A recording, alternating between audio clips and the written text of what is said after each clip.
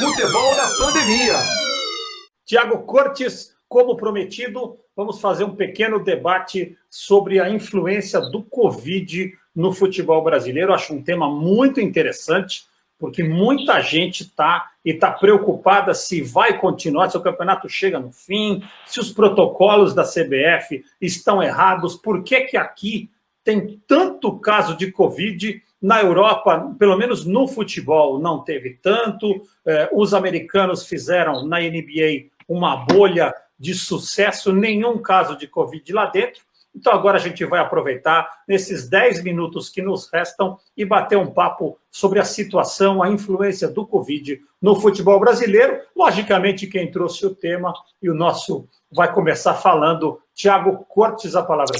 Thiago Cortes. Então, Vanderlei, Gabiru, acho que o tema é muito relevante, sim, ainda mais que a gente está vendo isso na prática dentro do Campeonato Brasileiro. Eu, antes do Campeonato Brasileiro começar, assim, na volta do futebol, eu fiz um podcast, Futebol na Pandemia, com o Felipe Reis, de convidado, e a gente abordou, os jogos estavam voltando, se eu não me engano, o Campeonato Carioca estava voltando, era Flamengo e Bangu ainda pelo Campeonato Carioca, e a gente abordou esse tema, e tanto eu como ele, a gente manifestou a preocupação que seria o Campeonato Brasileiro, né, ser disputado no meio dessa pandemia.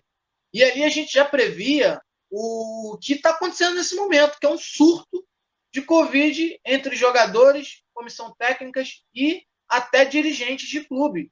Isso é muito preocupante, porque isso mostra para a sociedade que a gente realmente não está levando a sério essa pandemia que está se arrastando pelo mundo por tanto tempo.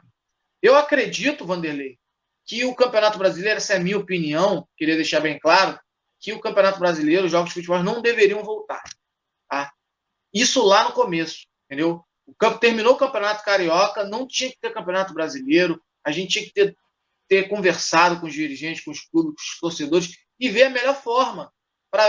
Enfim, eu sei que tem questão de calendário, eu sei que envolve patrocínio, envolve dinheiro, mas, assim, na minha opinião, não deveria voltar. Ou então, se voltasse, tinha que ser alguma coisa profissional, né? Igual a NBA, você citou muito bem, que fizeram uma bolha, né? Tinha que ser uma coisa profissional. E a gente sabe que a CBF, a Confederação Brasileira de Futebol, não é nada profissional. Nada profissional. Entendeu? Então, infelizmente, a gente está tendo o que a gente está tendo. Vou trazer os dados aqui do Globoesporte.com. Hoje são 61 jogadores com Covid-19. O Palmeiras lidera a lista com 18 jogadores com Covid-19. O Atlético Mineiro, 10. E o Vasco, 9. O Vasco que entrou em campo ontem com o São Paulo com 9 jogadores. Então, assim, para mim é um absurdo o que está acontecendo. Agora, parar o campeonato é mais difícil do que lá no começo não ter iniciado.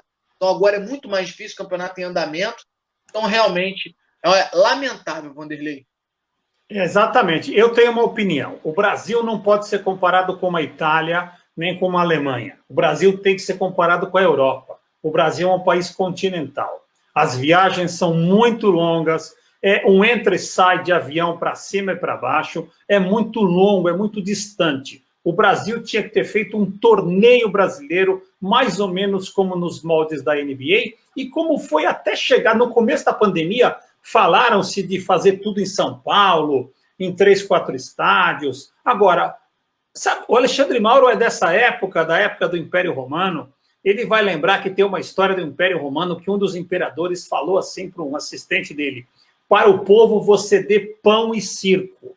Não tinha notícia mais dos noticiários, ninguém aguentava mais ouvir falar quantas pessoas estavam infectadas. O que aconteceu? Os jogadores de futebol viraram as atrações da televisão. Ninguém aguentava mais assistir filme repetido, agora tem um monte de jogo para assistir. Os jogadores estão expostos a esse vírus. Na minha opinião, foi isso até para suprir grade de televisão, atender patrocinadores e até dar uma certa grana para os clubes que não têm a receita da bilheteria, mas têm a receita do patrocínio. Então, os jogadores, como seres humanos, foram arremessados às feras. Não há protocolo de saúde que aguente você jogar quarta-feira na Bahia, domingo em Porto Alegre, você passa em casa, fica 2 dias, aí você vai falar o que para tua namorada, para tua mãe? Você acaba se relacionando. Então é por isso que esse vírus está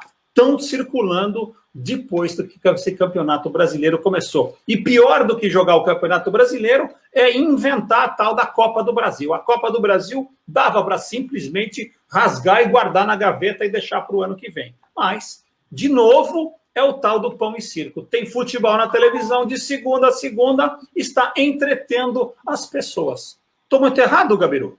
Não, nem um pouco, e concordo também com o Thiago.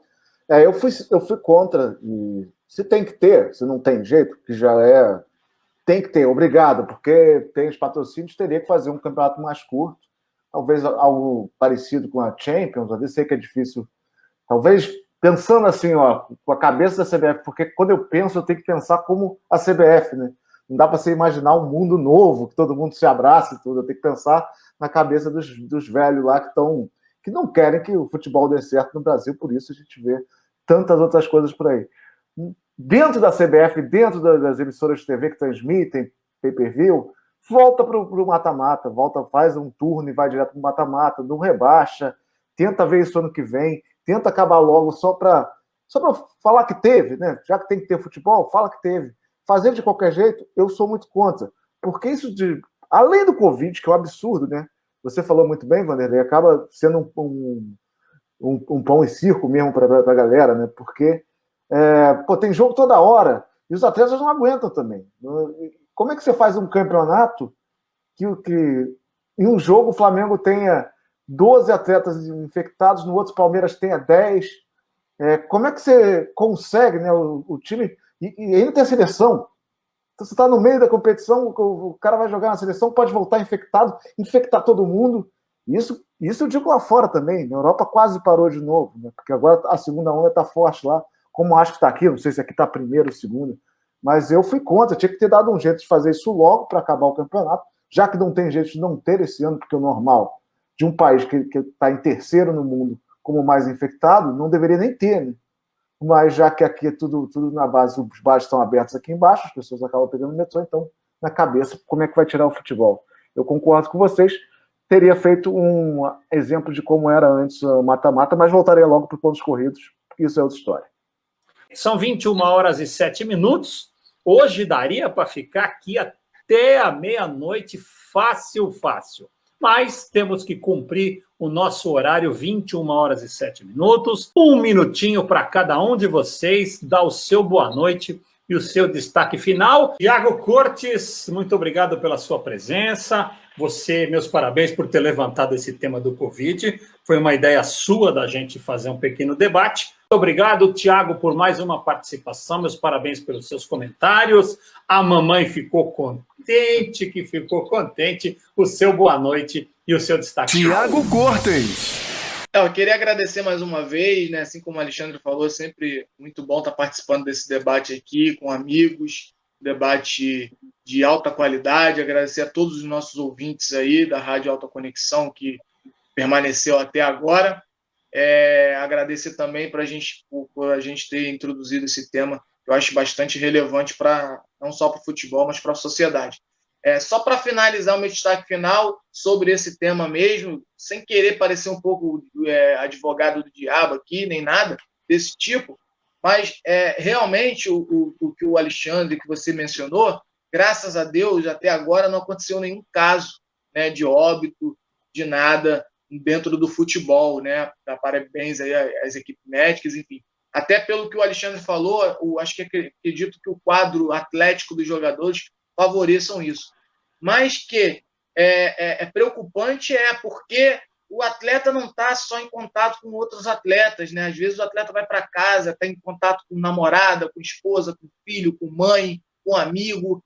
Então, assim, ele tem um quadro atlético, mas as pessoas, às vezes, que estão com ele no convívio próprio, não tem essa saúde boa, acaba contaminando pessoas queridas, e aí a gente pode ter aí, enfim, mais casos de Covid aumentando e tudo mais. E assim, uma coisa que eu deixo, uma pergunta no ar, né? Não é querendo aqui jogar praga nem nada, mas você imagina, eu queria saber o que a CBF faria se acontecesse uma tragédia no Brasil, que um jogador desse vinha a óbito, gente.